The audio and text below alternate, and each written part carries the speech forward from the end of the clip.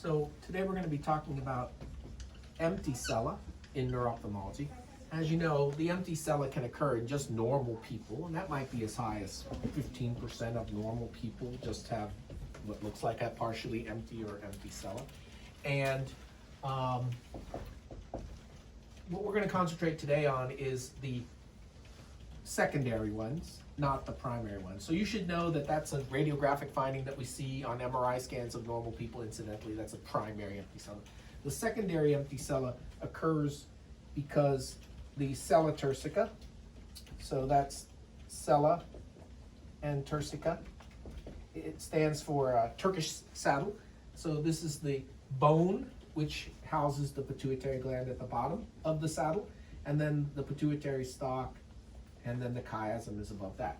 So it's kind of like a little boat, with the bottom of the boat being the Sella Turcica, and the bone, we've got the dorsum sella behind it, and the tuberculum sella in front of it, and the planum sphenoidale.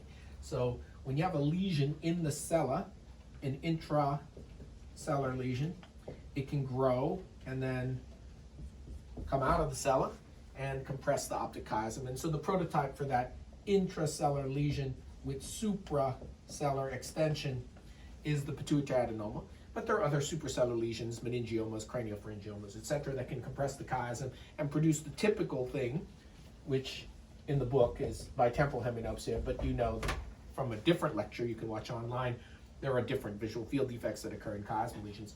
So the usual secondary cause that we see is that you have some intracellular mass with supracellular extension, like a pituitary adenoma, that has been removed surgically, like a transsphenoidal surgery. So after transsphenoidal surgery, you'll get a secondary empty sella. It's empty because we took a big tumor out of it. The other way that you might see it is IIH. So when we have increased intracranial pressure, regardless of whether it's idiopathic or not, but IIH is just the most common thing that we see it with in neuro. It pounds down on the poor sella, and the pituitary gland gets stepped on at the bottom, and that's also a common radiographic finding of increased intracranial pressure. And most commonly for us, that's the idiopathic intracranial hypertension. And that's why empty sella, a secondary empty sella, is one of the radiographic criteria that we use for defining pseudotumor cerebri or IIH.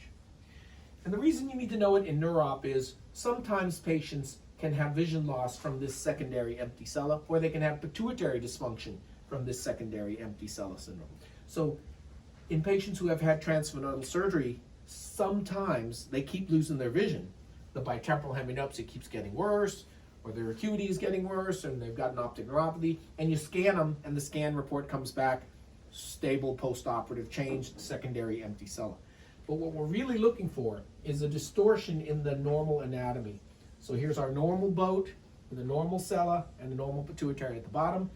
If you have a big sella from cellular expansion from a tumor, you take out the tumor, traction might start to occur at the bottom here. That traction pulls down on my chiasm, and instead of it being a nice bar like this, starts bending downward. And that same secondary empty sella can precipitate apoplexy or cause panhypopituitarism, because the pituitary doesn't function well when it's being pulled or being pushed. So the chiasm also doesn't function well. Usually it's being pushed by tumor, but sometimes it's being pulled by scar tissue. And that might respond to a chiasmopexy, a surgery to push it back up.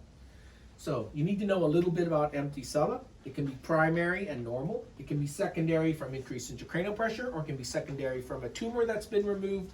And that secondary empty sella can lead to worsening visual loss, or it can cause worsening endocrinopathy and hormonal problems. And the scan might be read as postoperative change. But if it's pulling, you might have to push it back up with a chiasmopexy.